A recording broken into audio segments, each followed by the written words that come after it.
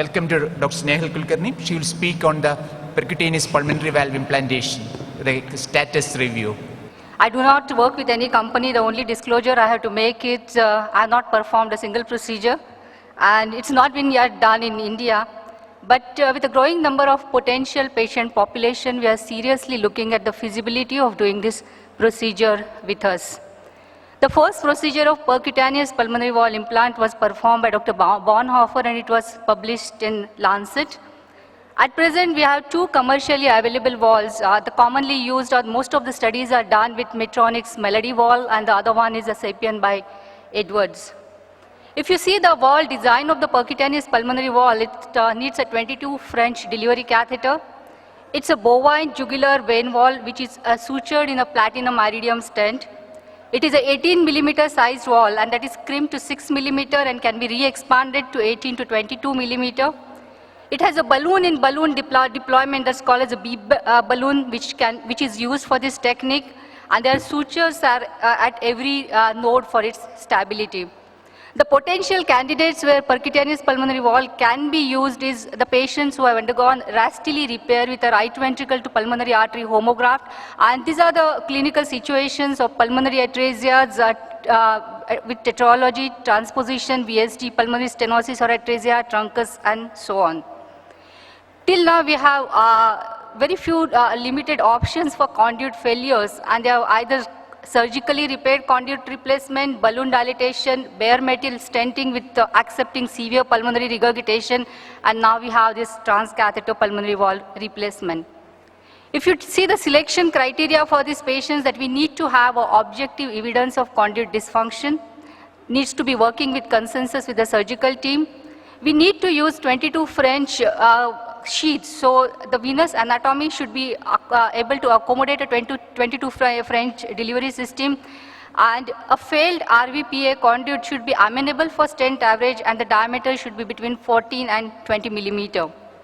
The conduits which are less than 16 millimeter without calcification or a venous anatomy which cannot take a 22 French catheter are supposed to be contraindications for doing this procedure. When we do this procedure, the guidelines wise, we don't need to use, or we should not use the balloon, which is 110% times the original implant size. We have to, I will show you, we have to assess the coronary artery anatomy when we inflate the balloon. There is potential risk of stent fracture, and every patient and a second valve implant needs to be ready during that time, and a re-intervention is needed in potential stent fractures.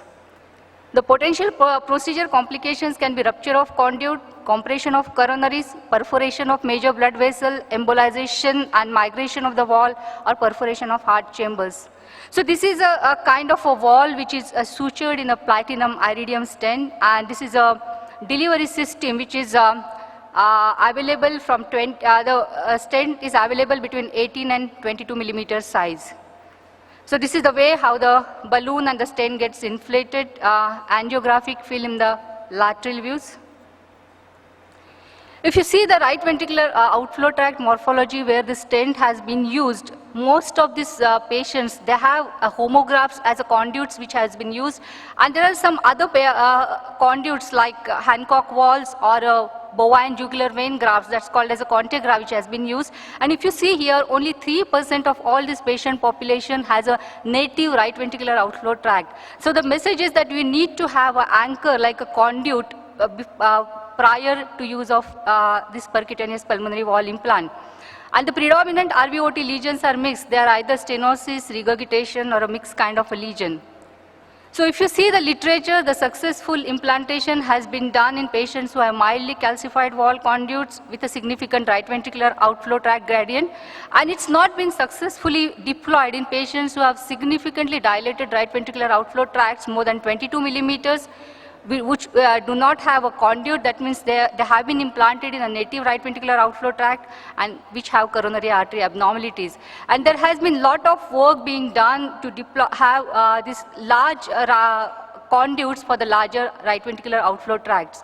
So most of these studies have shown the right ventricular systolic pressure has significantly decreased. There is a significant reduction in the gradient. The right ventricular end-diastolic pressure has decreased. the PR fraction has decreased, and there is significant increase in the right ventricular systolic volumes. So this is one of the example prior to deployment of this percutaneous pulmonary wall. When we inflate the balloon, we have to keep a check on the coronary arteries because there is a potential complications of coronary impeachment because the coronaries lie just behind the conduits. And these are some of the other complications like migration of the stent, embolization, fractures and ruptures. There is a potential risk of restenosis or fractures which can be treated with putting another balloon or a stent in this kind of a situations, and these are the kind of fractures which have been described in the literature. And for the stent fracture, the only treatment again is to put another percutaneous pulmonary wall in the existing conduit. Most of the results show that the freedom from reintervention is around more than 5 years in most of the series, and 96% patients survive at the age of 83 months.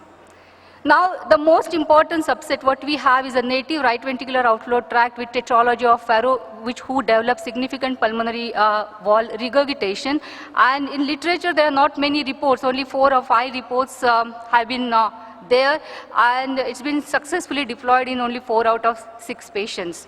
There are reports where it has been deployed in a degenerated bioprosthetic wall, which has been used in the right ventricular outflow tracts. See, this is a very interesting study.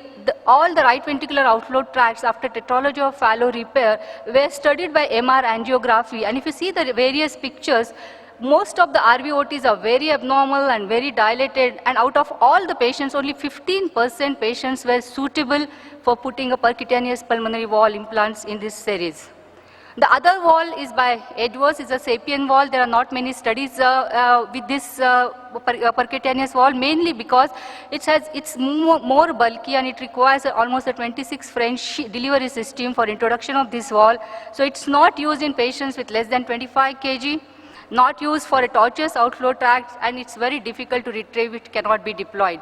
So these are multiple reports, and this is the largest report done by, it's published by Bonhoeffer in Circulation, where they have studied, done 155 patients with a median age of 21 years, had 7 procedural complications. Reinterventions were done in 22 patients, 21% patients had stent fracture, and there were 4 mortalities which are not related to the procedure. The other report is from Boston Children's Hospital, where they did 30 patients with a mean age of 19 years. 3 patients had procedural complications. 10 fractures were found in 9, and 3 required reimplantation. Procedural success was in 93 patients.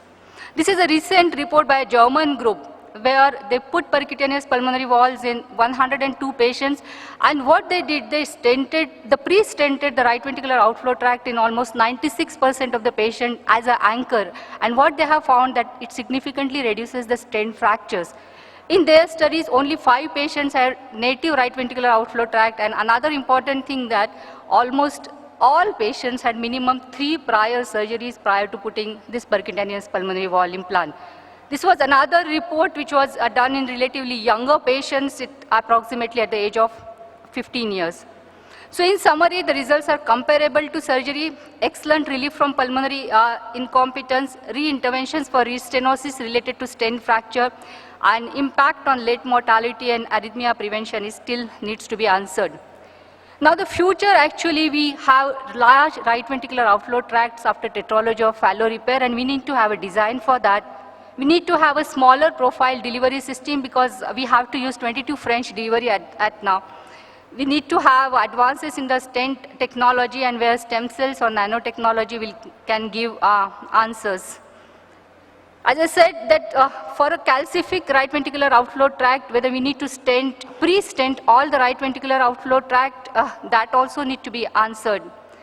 There are some newer indications by using this wall, and there are some reports where this wall has been used for either congenital or acquired tricuspid wall replacements.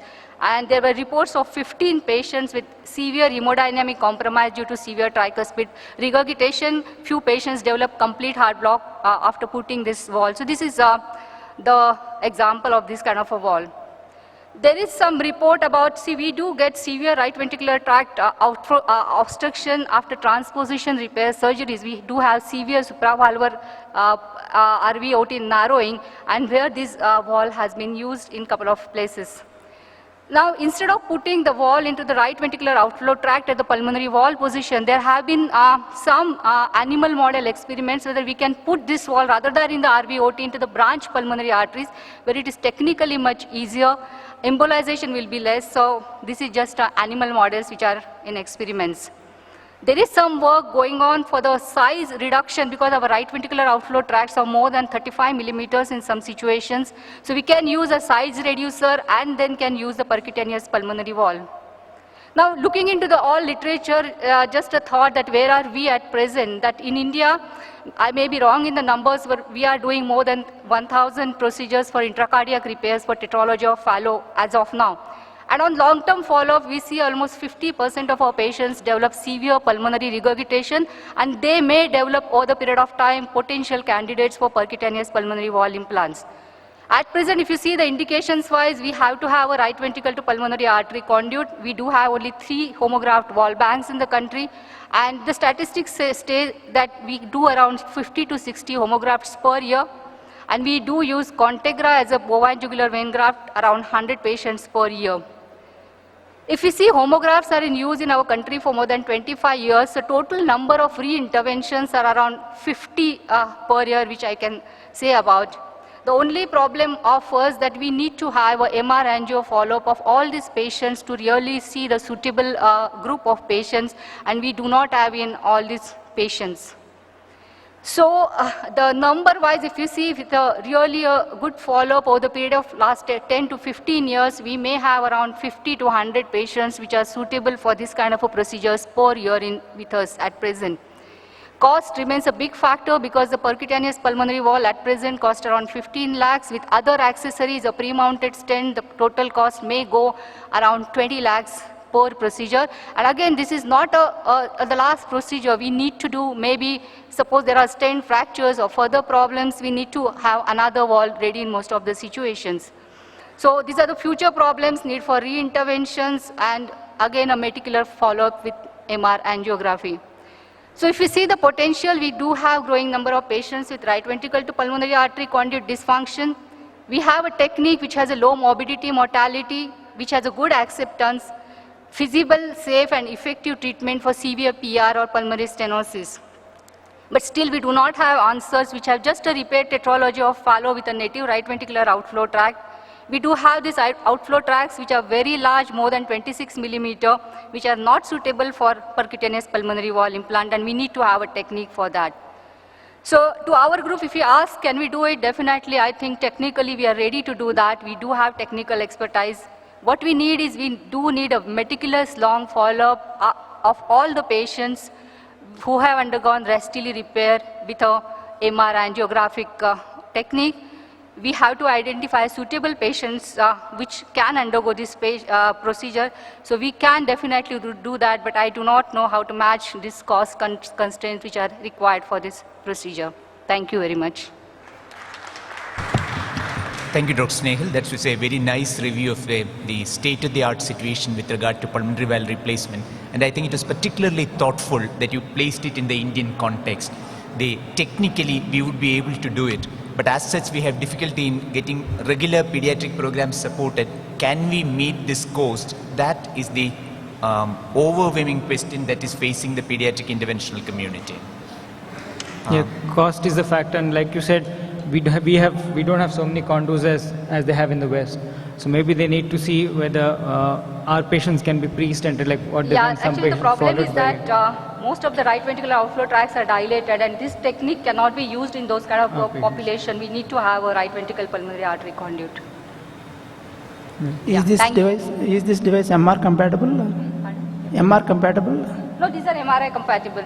We need to have a MR follow-up of all these patients to see the RVOT, and to secondary to see most of the indications are depending upon the right ventricular end-diastolic volumes. So we need to measure that in all the patients. Okay, thank you. Thank you, Snehal. Excellent talk. Thanks.